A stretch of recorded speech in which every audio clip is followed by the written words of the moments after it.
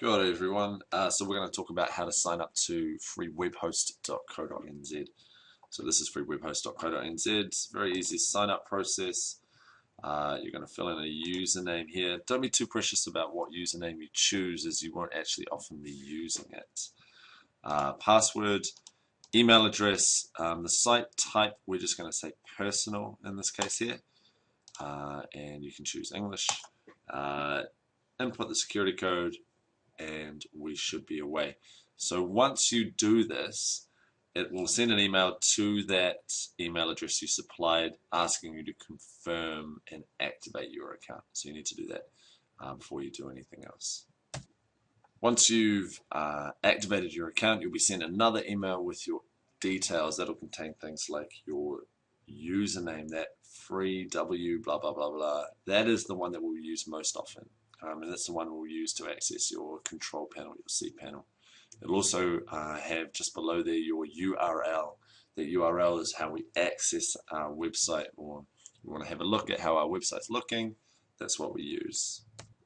Now that we've activated our account, we're going to come up to our control panel login, and we're going to log in using the details that we've just been sent.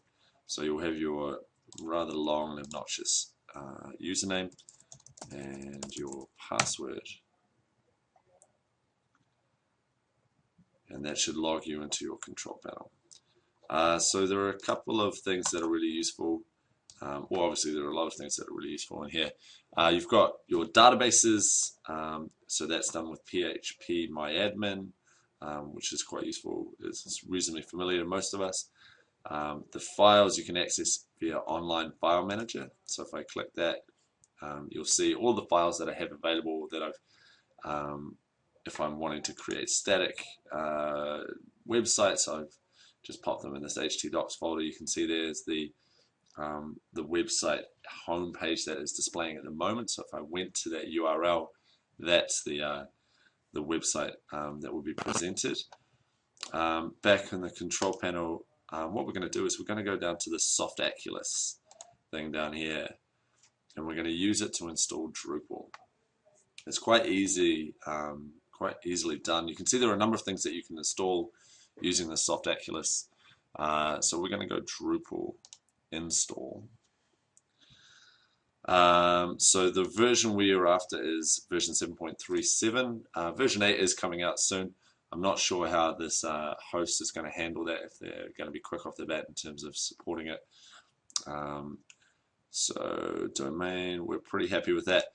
Now this directory thing is quite useful for the kids, because what they can do is they can have different assignments in this login under different directory names. So you can get them to save it under an AS number, or you can get them to save it under an assignment name.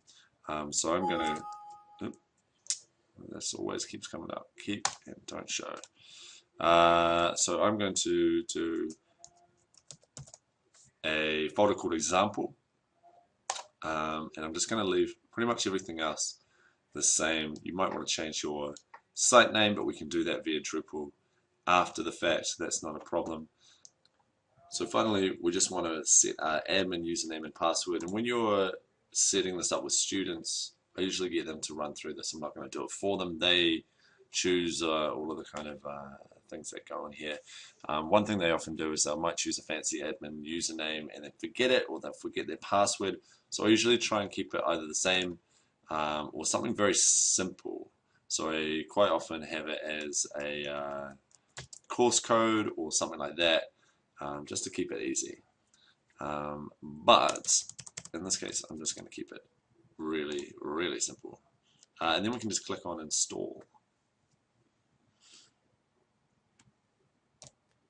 Okay, so that installed, and it installed really quickly. That was just a matter of seconds. If I go back to my file manager, and now I go to htdocs, you'll see there's still the index.html, but if I go into this directory example, all of the files and folders that are necessary for Drupal are installed in there. And all I need to do is go to my URL /example to get into that folder.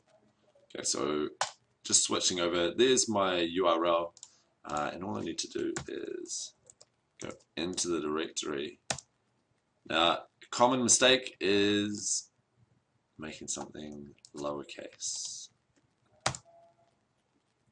Okay, so here is my first Drupal page. This is the front page of my Drupal site.